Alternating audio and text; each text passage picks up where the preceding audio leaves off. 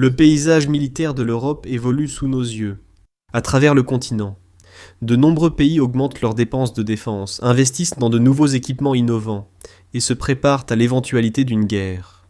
Ils ont assisté à l'agression brutale de la Russie en Ukraine et veulent être prêts à répondre si Vladimir Poutine décide de frapper ailleurs. En tant que l'une des nations de l'OTAN les plus proches du conflit en cours, la Pologne a été l'une des plus proactives dans ses préparatifs, en assemblant ce que certains experts appellent l'armée de chars la plus puissante d'Europe, et en donnant vie au pire cauchemar de Poutine juste aux portes de la Russie.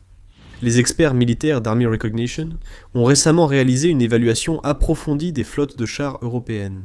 Ils ont analysé le nombre de chars actuels de chaque nation, et les commandes prévues pour être livrées dans les prochaines années, ainsi que les types de chars les plus populaires utilisés aujourd'hui à travers le continent, et quelles flottes ont les meilleures chances de résister à une éventuelle invasion russe. Leurs recherches ont révélé des tendances fascinantes, et ont prouvé de manière assez concluante que la Pologne ne plaisante pas, lorsqu'il s'agit de moderniser son armée, et de défendre ses frontières. Alors, examinons de plus près les données. Historiquement, l'une des façons les plus simples de comparer la puissance des flottes de chars de deux nations ou plus est de regarder uniquement la taille de leur flotte. Avoir plus de chars ne signifie pas toujours plus de puissance, mais il est certain qu'il vaut mieux pouvoir compter sur quelques centaines de chars plutôt que sur seulement quelques dizaines. Et en termes de chiffres purs, la Pologne n'est pas tout à fait en tête du classement, mais elle s'en rapproche certainement. Selon les données d'Army Recognition, c'est la Turquie qui mène la danse, avec un total estimé à 2381 chars. La Grèce occupe la deuxième place du classement avec un impressionnant total de 1385 chars. À titre de comparaison, il convient de noter que les États-Unis exploiteraient actuellement environ 2640 chars, tandis que la Chine occupe la première place mondiale avec environ 4700 chars. Et la Russie disposerait actuellement d'environ 3460 chars opérationnels, avec environ 2100 chars plus anciens supplémentaires, encore entreposés dans des installations de stockage, dont la plupart datent de l'époque de l'Union soviétique. Les dernières données classent la Pologne 3e en Europe, avec un peu moins de 900 chars. Cependant, la Pologne a déjà lancé des efforts d'acquisition supplémentaires, qui devraient lui permettre d'atteindre une flotte totale comprise entre 1800 et 1900 chars. L'armée polonaise dépasserait ainsi la Grèce et se placerait loin devant presque tous les autres pays d'Europe. L'Allemagne, par exemple, qui est également en train d'apporter d'importantes améliorations à son armée après des décennies de stagnation, ne possède que 313 chars au total. La situation est similaire dans les autres grandes nations d'Europe occidentale. La France possède une flotte d'environ 200 chars, par exemple, tandis que le Royaume-Uni en compte légèrement plus avec 213 et l'Espagne en a environ 274. Ces flottes paraissent presque embarrassantes par leur petite taille face aux milliers de chars déployés par la Chine, la Russie et les États-Unis. Cependant, les experts d'Army Recognition rappellent qu'avec les flottes de chars modernes, la qualité prime autant que la quantité. Un pays comme la Russie, par exemple, semble certainement disposer d'une force de chars presque insurmontable si l'on ne regarde que les chiffres. Mais lorsque l'on examine réellement les détails et que l'on regarde quel type de char elle utilise, beaucoup d'entre eux sont anciens et dépassés selon les standards actuels, dépourvus des caractéristiques clés et des technologies modernes qui distinguent les meilleurs chars du monde des autres. Le rapport souligne, par exemple, qu'un grand pourcentage de la flotte russe est désormais composé de anciens modèles, comme les T-55, T-62 de l'époque soviétique, les anciennes variantes du T-72, et les T-80, aux côtés de modèles plus récents, comme le T-90. Certains de ces chars datent de plusieurs décennies. Le T-55, par exemple, a été introduit peu après la Seconde Guerre mondiale et n'a pratiquement aucune pertinence sur les champs de bataille d'aujourd'hui. On peut dire des choses similaires du T-62 et de certains autres chars de combat principaux russes. En termes de dispositifs de contrôle de tir, de survivabilité, d'intégration numérique et d'autres critères vraiment importants, ces types de chars sont littéralement à des années-lumière des meilleurs modèles d'Europe, d'Asie et d'Amérique du Nord. Donc même si Moscou peut encore mobiliser des effectifs massifs, cela ne signifie pas forcément autant que par le passé. Parce qu'avoir aujourd'hui une force de chars vraiment puissante ne consiste pas seulement à posséder une flotte comptant des milliers, voire des dizaines de milliers de chars. Il s'agit d'avoir une flotte dotée de capacités de pointe. Il s'agit d'avoir des chars capables de faire face aux champs de bataille modernes, avec les plus hauts standards de survivabilité, de préparation au combat et d'intégration numérique, afin qu'ils puissent recueillir et partager des données avec d'autres systèmes et unités, informer les stratégies et offrir cet avantage tactique crucial au cœur de la bataille. Les dirigeants militaires européens l'ont manifestement compris. Ainsi, même si beaucoup de leurs flottes peuvent sembler petites sur le papier, elles sont en réalité bien plus puissantes qu'elles n'en ont l'air.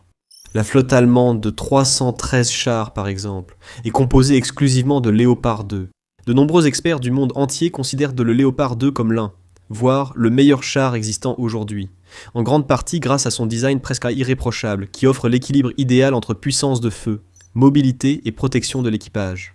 Il existe très peu de chars sur Terre capables de rivaliser avec le Léopard 2 dont le moteur diesel de 1500 chevaux lui permet d'atteindre une vitesse maximale de 70 km/h, soit 43 miles par heure. De plus, ses optiques avancées, combinées à son canon à âme lisse de 120 mm, lui permettent de frapper avec précision des cibles jusqu'à 5 km, soit 3,1 miles même en mouvement. Ce char profite aussi d'un blindage modulaire multicouche sans cesse amélioré, d'un système de conduite de tir haut de gamme, d'une imagerie thermique et d'une gestion numérique du champ de bataille. La France, de son côté, dispose également d'une flotte réduite mais puissante, avec 200 de ses propres chars Leclerc, dont 51 unités qui ont été modernisées selon le tout dernier standard XLR. Bien que le Leclerc ne figure peut-être pas en tête des classements des meilleurs chars de combat principaux au monde, il reste un blindé redoutable pour toute force ennemie, réputé pour son exceptionnelle mobilité, ses systèmes de contrôle de tir high-tech et son chargeur automatique à cadence rapide. C'est l'un des chars occidentaux les plus réactifs du XXIe siècle, équipé d'un blindage modulaire permettant des réparations, des améliorations et un entretien facile sur le terrain, dans des conditions de combat réelles. Au Royaume-Uni, la situation est similaire. L'armée britannique dispose de 213 chars Challenger 2 et progresse régulièrement vers le standard Challenger 3 de nouvelle génération, doté d'un nouveau canon principal, d'un blindage renforcé et de suites de capteurs plus avancés, plaçant la flotte de chars nationale au niveau de nombreux homologues. Partout en Europe, on observe le même schéma, avec de nombreux pays disposant de forces réduites mais néanmoins puissantes, bien adaptées à leurs besoins spécifiques. L'Espagne, par exemple, possède 219 chars Léopard 2E et 55 Léopard 2A4, formant ainsi une force blindée équilibrée et tournée vers l'avenir. L'Italie dispose de 150 chars C1 Ariete de conception nationale, mais elle travaille à moderniser sa flotte avec des variantes plus avancées. Alors que les Pays-Bas, après des années sans flotte indépendante, et une intégration dans une unité germano-néerlandaise de Léopard 2 créée en 2015, cherchent désormais à rétablir leur propre capacité blindée, en achetant 46 nouveaux chars, Léopard 2A8. La Suède, quant à elle, possède 110 chars STRV 122, qui sont généralement considérés comme l'une des meilleures variantes du Léopard 2 actuellement, en service opérationnel. Malgré son statut historiquement neutre, la Suisse a également beaucoup investi dans les Léopard 2, avec 134 unités spécialement adaptées à ses propres normes nationales. Dans les pays nordiques, la Finlande possède 200 chars, Léopard 2 supplémentaires, avec des variantes 2A4 et 2A6, tandis que le Danemark et la Norvège disposent de forces plus modestes, avec respectivement 44, Léopard 2A7FA et 36, Léopard 2A4. Le Portugal dispose d'une flotte de 34 chars, Léopard 2A6, tandis que l'Autriche possède 53 modèles, Léopard 2A4. Et en Europe centrale, il y a la Hongrie, avec 110 variantes de Léopard 2 et des T-72 soviétiques, la Tchéquie, avec 58, Léopard 2A4 et des T-72 modernisés, et la Slovaquie, avec une flotte petite mais équilibrée, composée une fois de plus de Léopard 2A4 et de T-72 russes. Plus on va vers l'est, plus on commence à voir de T-72 et d'autres chars de l'ère soviétique. La Roumanie, par exemple, possède une flotte importante de 377 chars, mais elle est en grande partie composée de variantes assez anciennes comme le T-55AM, le TR-85 et le TR-85-ME. En Serbie aussi, il y a 229 chars, dont 195 M84-30, T-72 et un petit lot de M84-AS1. Bien que certaines de ces flottes soient nettement plus petites ou moins puissantes que d'autres, beaucoup reflètent assez bien les besoins et les ambitions militaires de leurs nations respectives. Le Royaume-Uni, en tant que nation insulaire, n'a pas besoin de milliers de chars sur son sol, mais dispose de nombreux modèles haut de gamme, prêts à être déployés si nécessaire. Les besoins de la Pologne, cependant, sont très différents. Située juste à côté de l'Ukraine, elle doit être prête à faire face au même type d'invasion que celle qu'a subie Kiev en 2022. Et elle doit avoir une force terrestre assez puissante pour faire face à des centaines de chars, véhicules blindés russes et des dizaines de milliers de soldats déferlant sur son territoire. Et pour ce genre de situation, une petite flotte de seulement quelques centaines de chars ne suffira tout simplement pas. Heureusement, la Pologne prend toutes les bonnes mesures pour se préparer au pire des scénarios. Mais avant d'aller plus loin, c'est pour cela que nous faisons The Military Show, pour expliquer comment le pouvoir fonctionne réellement. Si vous êtes nouveau ici, abonnez-vous pour ne rien manquer de la suite. Maintenant, la Pologne ne mise pas seulement sur la qualité ou la quantité de sa flotte de chars, elle mise sur les deux. Elle veut une flotte composée non seulement des modèles les plus récents et à la pointe de la technologie, mais elle veut aussi s'assurer que sa force soit suffisamment grande pour inspirer la crainte chez ses ennemis. Elle veut une force qui ait réellement une chance d'affronter ces milliers de chars russes encore en service, ainsi que les milliers d'autres cachés dans les entrepôts soviétiques. Elle est déjà bien engagée dans la réalisation de cette vision. Aujourd'hui, la flotte de chars polonaise compte parmi les meilleures d'Europe. Elle comprend non pas un, ni deux, mais 3 des meilleurs chars de la planète. Le K2 Black Panther de Corée du Sud, le M1A2 Abrams des États-Unis et le Léopard 2 d'Allemagne. Au total, Varsovie peut compter sur 180 K2 Black Panther 117 M1A2 Abrams, ainsi que 116 exemplaires du modèle M1A1 Abrams, un peu plus ancien, mais toujours excellent, et 202 Léopard, 2 dont 105 de la variante 2A5 et 97 de la variante 2PL. La Pologne possède également 205 chars, PT-91, ainsi qu'une petite mais néanmoins notable sélection de 46 T-72. Ce n'est pas une mauvaise force en soi, mais la Pologne vise beaucoup plus haut. Elle est en train d'acquérir 1000 chars K2 et K2PL supplémentaires dans le cadre d'un accord de plusieurs milliards de dollars. Pour référence, le K2 est généralement considéré comme le char le plus avancé qui existe. Il excelle dans presque tous les critères importants. En termes de mobilité par exemple, le K2 place la barre à un niveau que beaucoup d'autres chars n'ont aucune chance d'atteindre. Il utilise son système de suspension intégré qui lui permet de traverser des terrains accidentés avec facilité. Idéal pour les paysages vallonnés de la péninsule coréenne et d'autres régions similaires dans le monde. En ce qui concerne la puissance de feu également, le K2 règne en maître, avec son canon lisse de 120 mm L55, associé à un chargeur automatique qui lui permet de tirer jusqu'à 15 obus par minute même en mouvement. Et grâce à ses systèmes radars et capteurs de pointe, le K2 n'est pas seulement puissant, il est aussi extrêmement précis, atteignant sa cible presque à chaque fois. Le char peut aussi tirer les munitions intelligentes sud-coréennes KSTAM-2, capables de suivre des trajectoires élevées, comme l'artillerie pour frapper par le dessus les parties supérieures, souvent plus fines et vulnérables, des chars et véhicules blindés ennemis. Grâce à cela, peu importe le type de char de combat principal que le K2 rencontre, il aura presque toujours l'avantage dans n'importe quel duel. La technologie du K2 est également d'un niveau supérieur. Il est souvent décrit comme un super ordinateur sur roues, équipé de technologies de gestion de champs de bataille parmi les plus avancées, permettant une intégration fluide et un partage de données avec les drones, avions et équipes au sol. Toute cette technologie et puissance n'aurait pas beaucoup d'importance si le K2 ne pouvait encaisser un coup. Heureusement, c'est aussi l'un des chars les plus résistants, utilisant un blindage composite, un blindage réactif explosif et un système de protection active soft kill pour faire face aux impacts directs, aux tirs d'armes légères et même contrer les missiles entrants. En plus de tout cela, le K2 est plus léger et plus agile que ses concurrents les plus proches, le Léopard 2 et le M1 Abrams. Donc il n'est pas seulement solide, robuste et technologiquement supérieur, mais aussi étonnamment rapide. Et lorsque les plans de la Pologne se concrétiseront, elle aura très probablement plus de ces chars que n'importe quel autre pays, avec une flotte totale d'un peu moins de 2000 chars. De plus, les premiers lots sont déjà arrivés, offrant ainsi aux équipages polonais le temps de se former au système du K2 et de maîtriser ces technologies innovantes. Plus le temps passe, plus ces équipages deviendront compétents.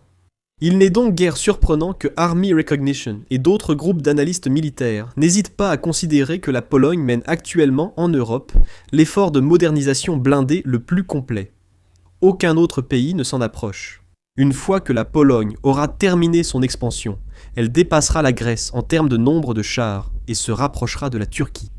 Mais surtout, elle aura une force bien plus moderne que celle de ces deux pays, et plus importante que celle de tous les grands pays d'Europe occidentale réunis.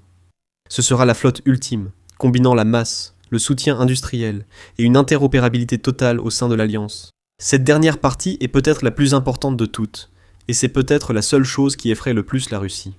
Parce que, comme l'indique Army Recognition, en observant la modernisation des flottes de chars en Europe, on constate que les mêmes modèles reviennent sans cesse. De nombreux pays ont investi dans le Léopard 2 par exemple, ainsi que dans l'Abrams, et certains ont également exprimé leur intérêt à suivre l'exemple de la Pologne en achetant aussi quelques K2. Même les nations d'Europe de l'Est et les anciennes républiques soviétiques, qui ont survécu pendant des années grâce à leur stock de vieux T-72 et de modèles similaires, s'éloignent de ce type de chars et optent pour des alternatives occidentales. C'est énorme pour l'Europe en tant que force unie et pour l'alliance de l'OTAN. Lorsqu'un continent entier utilise des plateformes haut de gamme similaires, il est plus simple de collaborer, de s'entraider, de mutualiser les forces et de déployer les troupes ensemble, sans souci de compatibilité ou d'interférence mutuelle. Autrefois, chaque pays ayant des chars différents, il leur aurait été bien plus difficile de coopérer lors d'un véritable combat. Mais ce qui était autrefois un patchwork de flottes nationales vieillissantes, chacune avec ses propres particularités et caractéristiques, est rapidement transformé en ce que Army Recognition décrit comme une force blindée européenne unifiée et de haute technologie, capable de mener des opérations de haute intensité sur la durée. Le rapport souligne également que, même si les nations d'Europe occidentale ont historiquement les économies les plus fortes et donc le plus d'argent à consacrer à leurs armées, l'équilibre des pouvoirs en Europe se déplace en réalité vers l'Est, vers les pays les plus proches de la Russie. Ces mêmes nations que Vladimir Poutine et ses acolytes du Kremlin considéreront comme leurs menaces les plus directes et comme des cibles potentielles pour de futures invasions ou opérations militaires spéciales. La Pologne est en première ligne. Depuis des années, des rumeurs circulent sur les projets de Vladimir Poutine d'avancer via l'Ukraine, ou de tirer parti de son contrôle sur la Biélorussie pour lancer une attaque contre la Pologne. Isoler les États baltes, ouvrir un corridor de la Russie continentale jusqu'à l'enclave de Kaliningrad, et tester enfin la détermination de l'OTAN. La Pologne en est bien consciente. Elle sait que si la Russie poursuit des actions militaires au-delà de l'Ukraine, Varsovie sera alors visée. C'est pourquoi elle prend toutes les mesures pour renforcer ses forces, remplacer les anciens systèmes, accroître son parc de chars et investir dans les meilleurs chars disponibles. La Pologne ne mise pas seulement sur les chars, elle a aussi fortement augmenté son budget de défense à près de 5%, devenant ainsi leader en Europe, tout en augmentant ses effectifs, en formant les civils à la défense et aux premiers secours, en renforçant la cybersécurité et en construisant un impressionnant système de fortification à sa frontière orientale, le bouclier de l'Est, incluant nouveaux bunkers, barrières anti-chars et systèmes anti-drones, pour faire face à tout ce que la Russie pourrait lui opposer. Alors que de nombreux autres pays européens font également un travail remarquable pour moderniser et améliorer leurs forces armées, c'est la Pologne qui donne le meilleur exemple de tous. Petit à petit, elle devient la puissance du flanc oriental qu'elle doit être, le moyen de dissuasion entre Vladimir Poutine et toutes les futures campagnes de conquête qu'il a en tête, le rempart entre la machine de guerre du Kremlin et l'alliance de l'OTAN. Et elle ne fera que se renforcer désormais. Découvrez dans cette vidéo comment une guerre hypothétique entre la Russie et la Pologne pourrait se dérouler, en comparant leurs forces et en explorant la réaction possible si la Russie avançait vers Varsovie. Sinon, pour un aperçu actualisé de la situation en Ukraine, regardez cette vidéo, qui montre comment les frappes stratégiques de drones de Kiev ont allumé l'étincelle qui pourrait enfin faire exploser l'économie russe. Pour d'autres analyses approfondies et reportages militaires factuels, abonnez-vous à The Military Show dès aujourd'hui.